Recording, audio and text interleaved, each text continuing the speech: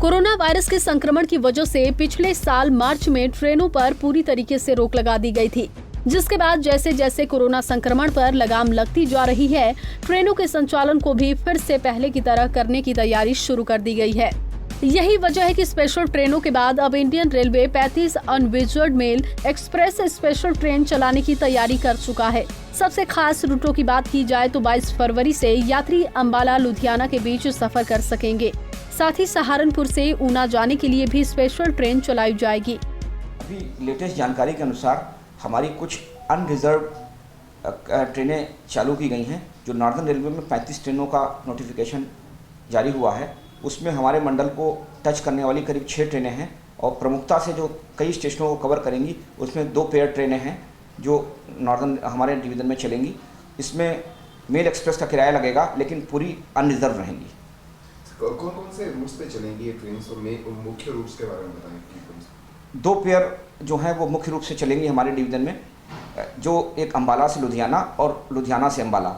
इसमें हमारे काफ़ी स्टेशन 7-8 स्टेशन कवर होते हैं। ये वाया राजपुरा, दोराहा, खन्ना दोराहा होते हुए लुधियाना जाएगी और फिर लुधियाना से वापस आएगी। इसकी टाइमिंग्स भी निर्धारित कर दी गई हैं। तो ये एक पेयर हो गई। दूसरी पेयर हो गई अंबाला, दूसरी पेयर हो गई सहारनपुर ऊना हिमाचल से। सहारनपुर से अंबाला, अंबाला से सरहिंद होते हुए ऊना हिमाचल जाएगी और फिर ऊना हिमाचल से वापस आएगी। ये इसमें करीब 15-20 स्टेशन कवर होंगे। तो ये भी एक प्रमुख ट्रेन है। जो 2 ट्रेनें चलेंगी, उनमें से ये 2 प्रमुख ट्रेनें हैं। सर, इनके स्टॉपेज भी कर्टेन किए गए हैं या नॉर्मल स्टॉपेज जिस तरह से पैसेंजर चलती थी वैसे ही चलेंगी?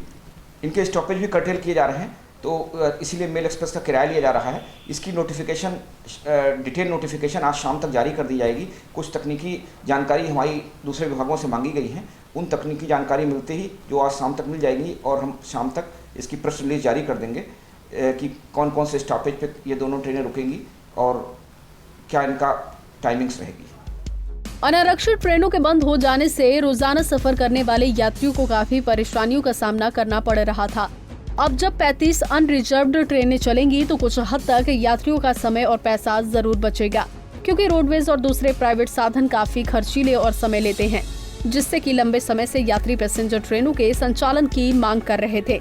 हालांकि अब जो अनरिजर्व्ड ट्रेनें चलाई जा रही हैं, उनके स्टेशन कम कर दिए गए हैं और किराया भी मेल ट्रेन के हिसाब से ही देना होगा। अंबाला से अमन कपूर, पंजाब केसरी टीवी।